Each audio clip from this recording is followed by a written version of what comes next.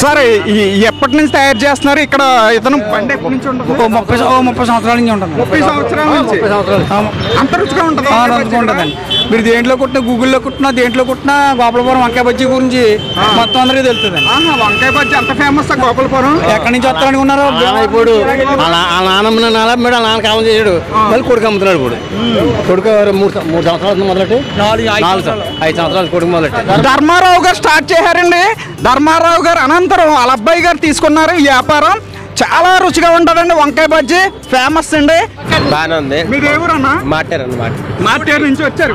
వంకాయ బజ్జీ తినడానికి మార్టేరు నుంచి వచ్చారు.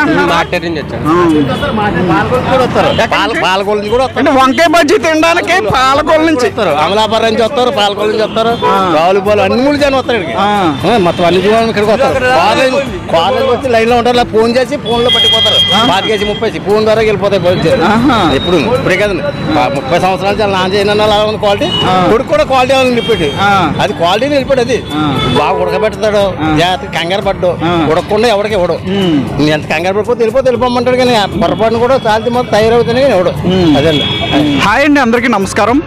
మనం డాక్టర్ బిఆర్ అంబేద్కర్ కోనసీమ జిల్లా గోపాలపురం వచ్చామండి. గోపాలపురంలో వంకాయ బజ్జీ ఫేమస్.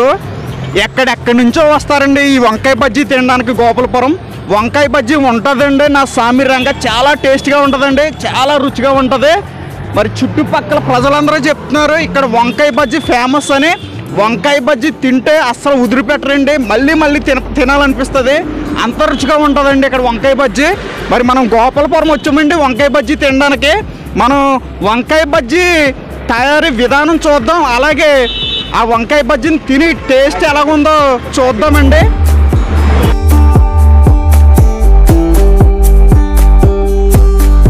ఈ రకంగా వంకాయలను ఇంటికాడే కట్ చేసుకుని తెచ్చుకుంటారండి.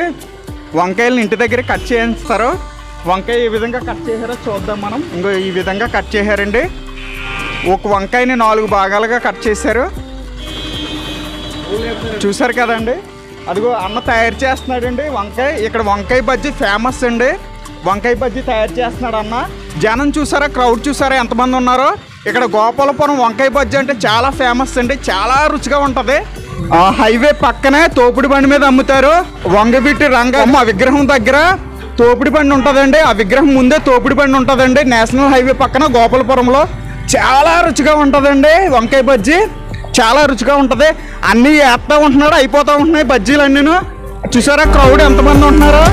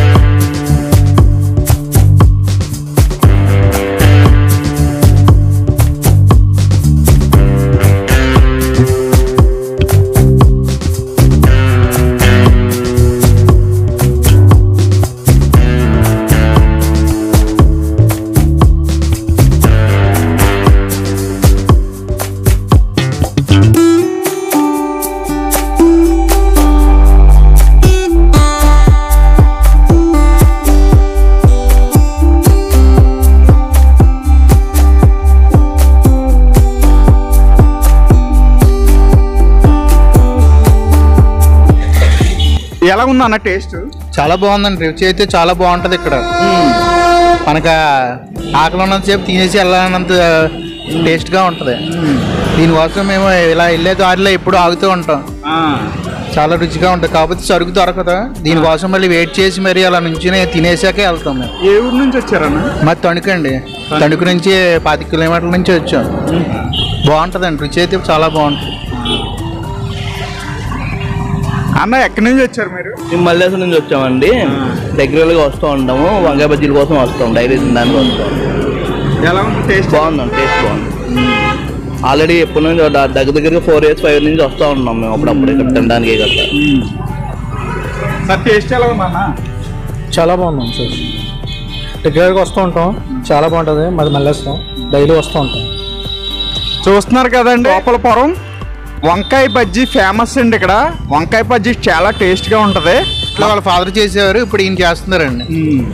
30 ఏళ్ళ నుంచి రన్ అవుతుందండి అలాగే. మనం వంకాయ బజ్జీ తీసుకున్నామండి, టేస్ట్ చూద్దాం ఎలా ఉందో. టేస్ట్ చేద్దామండి.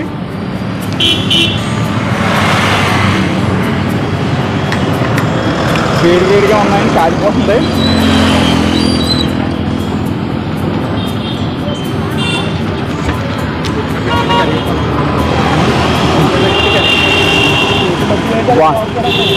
వేడివేడిగా వంకాయ బజ్జీ అండి, వేడివేడిగా చూద్దాం, టేస్ట్ చూద్దాం. వేడివేడిగా కాలిపోతుంది. టేస్ట్ అయితే చాలా బాగుందండి, నోట్ పెట్టుకోగానే కరిగిపోతుంది, చాలా రుచిగా ఉంది. చాలా టేస్ట్గా ఉందండి.